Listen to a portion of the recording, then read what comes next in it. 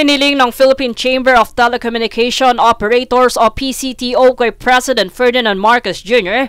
na ibalik sa Kongreso ang panukalang Konektadong Pinoy upang mas mapag-usapan pa ang mga isyung nakapaloob dito. Isa sa mga pinuna ng PCTO ay ang probisyon kung saan pinapayagan ang mga bagong Data Transmission Industry Participants o DTIPs na kumukuha ng Cybersecurity Certification makalipas pa ang 2 taon mula sa kanilang operasyon. Ayon kay Globe Telecom Vice President Ariel Tubayan, maaari nang magkaroon ng data breach sa unang araw pa lamang ng operasyon ng mga DTIPs.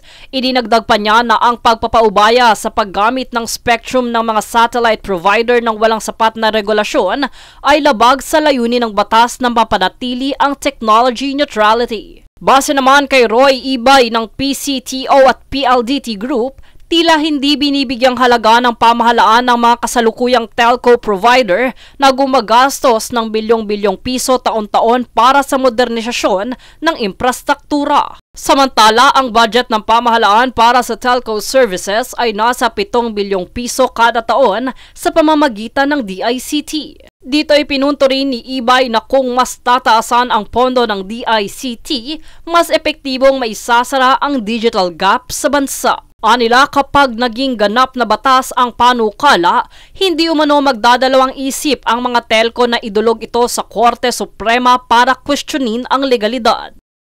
Jade Buhoy, nag-uulat para sa Golden Nation Network.